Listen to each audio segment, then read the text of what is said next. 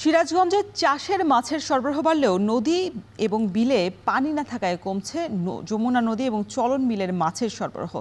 চাষের মাছের দাম স্থিতিশীল থাকলেও বেড়েছে নদীর মাছের দাম। এ নিয়ে আরও বিস্তারিত জানাতে সিরাজগঞ্জের পৌর মাছের বাজার থেকে যুক্ত হয়েছেন রিফাত রহমান। রিফাত, চাষের মাছের দাম কেমন দেখছেন আর নদীর মাছ কত টাকায় বিক্রি হচ্ছে, বিস্তারিত জানাবেন।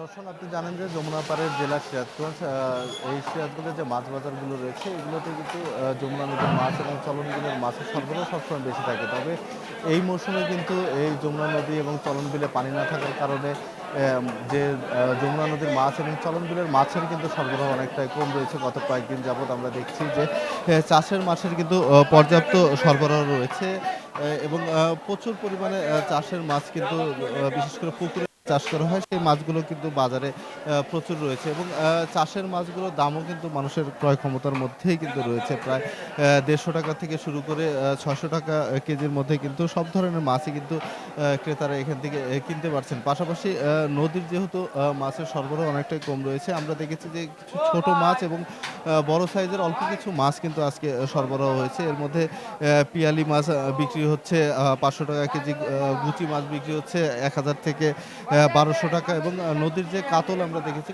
কাতল বিক্রি হচ্ছে 1200 থেকে 1400 টাকা পর্যন্ত কেজিতে কিন্তু এই নদীর যে বড় মাছ বিক্রি হচ্ছে। পাশাপাশি আমরা যে চাষের মাছগুলোর কথা যদি বলি, বিশেষ করে তেলাপিয়া মাছ যেটা জালের মধ্যে নদীতে চাষ করা হয়, সেই মাছ বিক্রি হচ্ছে 180 টাকা থেকে 200 টাকা পর্যন্ত এবং রুই মাছ, কাতল মাছ সেগুলো কিন্তু আকার ভেদে 250 টাকা থেকে করে শুরু করে 500 টাকা কেজির মধ্যে কিন্তু এই মাছগুলো এই বাজারে বিক্রি হচ্ছে। পাশাপাশি পাবদা, ট্যাংরা, গোলসা এই মাছগুলো কিন্তু পর্যাপ্ত সরবরাহ রয়েছে। তবে আসলে যারা বিক্রেতারা রয়েছেন তারা যেটি বলছেন যে বেশ কিছুদিন যাবৎ কিন্তু আসলে বাজারে ক্রেতা কম রয়েছে মাছের তুলনায়। আজও কিন্তু আমরা দেখছি যে ক্রেতার সংখ্যা কিন্তু অনেকটাই কম রয়েছে, যে কারণে আসলে যারা বিক্রেতারা রয়েছেন তারা বলছেন যে আসলে তারা যে পরিমাণ মাছের সরবরাহ এখানে নিয়ে এসেছেন সে পরিমাণ কিন্তু আসলে তারা বিক্রি করতে পারছে না, যে কারণে তাদের প্রতিনিয়ত কিন্তু লোকসানেই কিন্তু পড়তে হচ্ছে।